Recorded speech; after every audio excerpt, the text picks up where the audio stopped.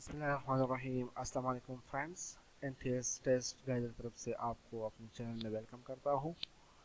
आज के इस लेक्चर में हम एसएस या एसएसटी या पीपीपीएससी जो पब्लिक सर्विस कमीशन है, इसके जो फिजिक्स टेस्ट होते हैं इनके लिए जो हमने एक सीरीज स्टार्ट किया था।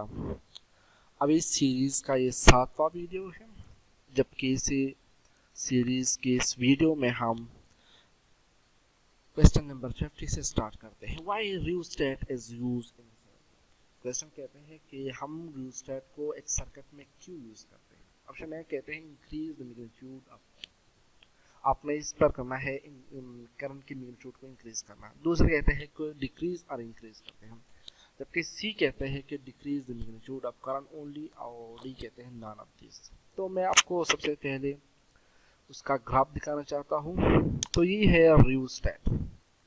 ये एक डिवाइस होता है जिस पर एक्चुअली 3 टर्मिनल्स होते हैं। एक टर्मिनल ऐसा होता है जो मैं आपको इस माउस की रू से दिखा रहा हूँ, ये है वो टर्मिनल जिसको ये मूवेबल है, जिसके साथ वो लेंथ इंक्रीज और डिक्रीज हो सकते हैं। तो अगर हम इसके लेंथ को इंक्रीज और डिक्रीज करते हैं तो इसको अगर हम ए टर्मिनल कहते हैं, इसको बी टर्मिनल कहते हैं, जबकि ये मूवेबल जो टर्मिनल इसको हम सी कहते हैं। तो इनके दरमियान जो रेजिस्टेंस होगा ये ए सी रेजिस्टेंस होगा। तो यही से हम इनपुट और आउटपुट लेते हैं। अगर हमको ये मालूम है कि अगर लेंथ इंक्रीज होता है तो इसी के साथ पोटेंशियल इंक्रीज होता है, जबकि करंट डिक्रीज होता है। और ये हम इसको R equal to rho L by A से कैलकुलेट कर सकते हैं।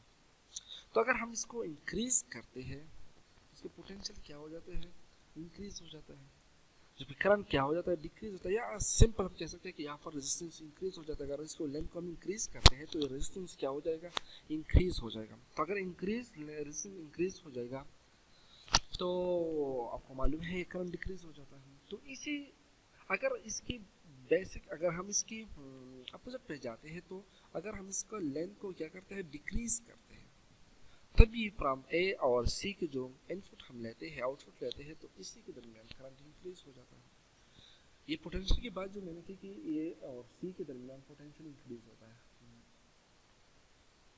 तो अब यहाँ पर जो रियोस्टेट का काम है, ये करंट को कंट्रोल करता है, इधर इंक्रीज करता है और डिक्रीज करता है।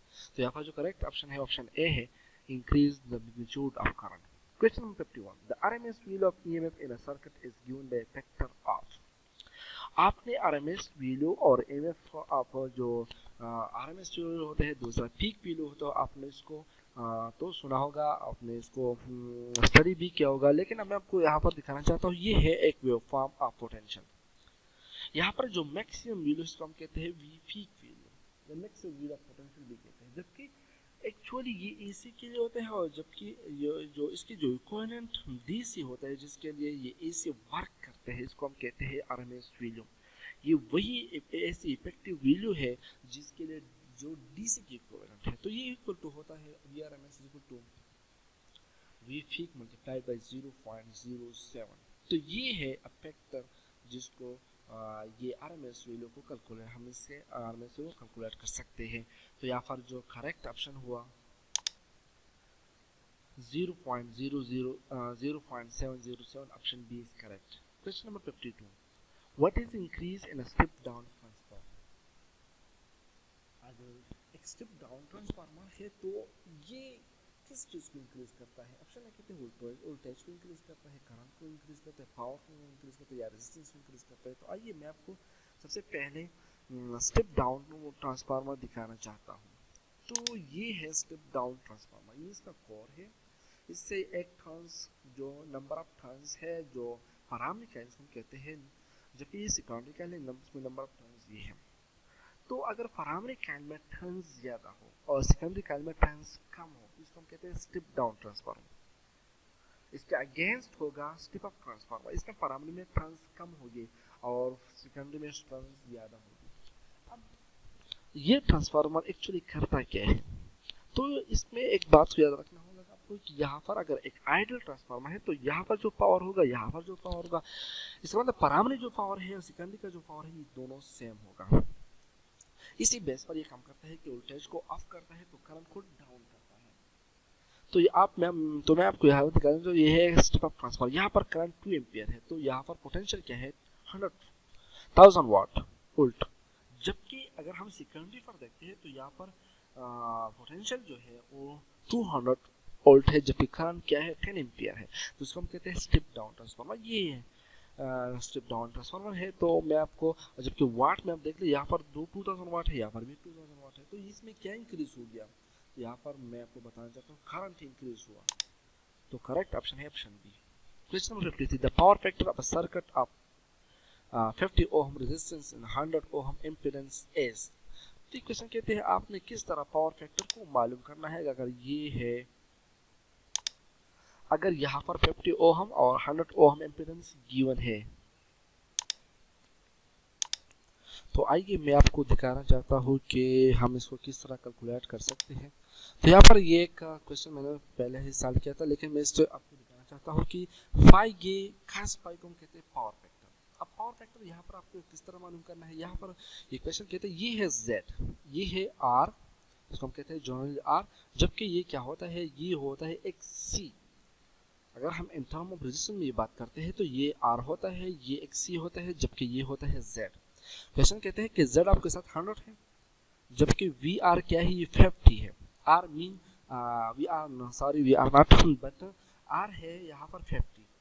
तो cos पाई किसके बराबर होता है, ये होता है बेस डिवाइड बाई हाइपोटेन्यूज। तो बेस है 50 डिवाइड बाई हाइपोटेन्यूज है 100, तो cos pi is equal to 50 divide by 100 is equal to 1/2, तो 0.5 यहाँ पर करेक्ट ऑप्शन है। क्वेश्चन यहाँ पर जो करेक्ट ऑप्शन है वो है 0.5, option A is the correct option. Question 54, in what form is the energy stored in inductor? This is very simple. Inductor में एनर्जी किस तरह स्टोर होता है, कैपेसिटर में एनर्जी किस फॉर्म में स्टोर होता है, तो यहाँ पर है मैग्नेटिक फील्ड में, या मैग्नेटिक फॉर्म में एनर्जी स्टोर होता है। Question 55, in AC circuit maximum voltage is 423 volt at effective voltages। अगर AC सर्किट में मैक्सिमम वोल्टेज 423 वोल्ट है, जबकि इफेक्टिव वोल्टेज क्या होगी। तो आपने सिंपल इस तरह करना होगा कि मैं आपको वंस अगेन ये फिगर दिखाना चाहता हूँ। ये है RMS वैल्यू और पीक वैल्यू के दरमियान रिलेशन। अगर आपने इस तरह करना है कि पीक वैल्यू है 423 को 0.707 से मल्टीप्लाई करते हैं तो आपके साथ जो रिजल्ट आएगा वो 300 के करीब होगा, यानी इसका मतलब ये 300 होगा। ये भी याद रखना कि ऑलवेज ये एवरेज वैल्यू क्या होता है, पीक वैल्यू के 0.637 के मल्टीपल होते हैं और ये RMS वैल्यू से थोड़ा से कम होते हैं, तो ये भी याद रखना। तो यहाँ पर जो करेक्ट ऑप्शन हो गया ये है 300। This is very simple. Question 56. The velocity of light in free space relative to any inertial frame of reference is। ये क्वेश्चन कहते हैं कि velocity of light in free space में जो आप किसी भी inertial frame reference से लेते हैं तो वहाँ पर क्या होगा, तो ये है relativity की जो दो पास्टुलेट है स्पेशल relativity की। एक पास्टुलेट होता है कि velocity of light with respect to any reference frame will be same, और जबकि ये सेकंड पास्टुलेट कहते हैं कि all the physical laws within reference frame inertial frame of reference में क्या होता है, वो क्या होता है, सेम होते हैं, लॉज में कोई मसला नहीं होता है। तो यहाँ पर जो करेक्ट ऑप्शन है ऑप्शन ए है, velocity of light in any reference frame में जो फ्री स्पेस में होते हैं वो सेम होते हैं। Question 57, time dilation means. ये क्वेश्चन कहते हैं कि टाइम डायलेशन का मतलब क्या है। टाइम डायलेशन का मतलब है slowing down of a clock which is moving with some relative velocity with respect to inertial frame of reference। ये वेलोसिटी कितने होने चाहिए, तो ये तकरीबन स्पीड ऑफ लाइट के करीब होना चाहिए, तब ये वैलिड होगा। तो यहाँ पर क्या होता है, time dilation increase in time को शो करते हैं, शॉर्टनिंग ऑफ टाइम को शो नहीं करता, कंस्टेंसी ऑफ टाइम को शो नहीं करता, जबकि शो करता है अपरेंट लेंथनिंग ऑफ टाइम को शो करता है। तो यहाँ पर करेक्ट ऑप्शन है option C. Question 58, which of the following help to understand photoelectric effect। हम फोटोइलेक्ट्रिक इफेक्ट को अंडरस्टैंड करते हैं, तो ये यहाँ पर कोई लॉज गिवन है, तो इस लॉज में कौन से लॉ करेक्ट है जिसको की बेस पर हम फोटोइलेक्ट्रिक इफेक्ट को समझ सकते हैं, अंडरस्टैंड कर सकते हैं। तो ऑप्शन ए कहते हैं electromagnetic theory, quantum theory, special theory of relativity, all of this. तो यहाँ पर करेक्ट ऑप्शन है बी, क्वांटम थ्योरी से हम फोटोइलेक्ट्रिक को फोटो इलेक्ट्रिक इफेक्ट को अंडरस्टैंड कर सकते हैं। जैसे कि क्वांटम की थ्योरी कहते हैं कि जो लाइट है या जो ये जो इलेक्ट्रिक फील्ड जो लाइट होते हैं फोटॉन होते हैं, ये एक्चुअली कौन सी फॉर्म में मूव करते हैं, ये पैकेट फॉर्म में मूव करते हैं जिसको हम कहते हैं photon. Question 59. The magnetic effect of current was discovered by.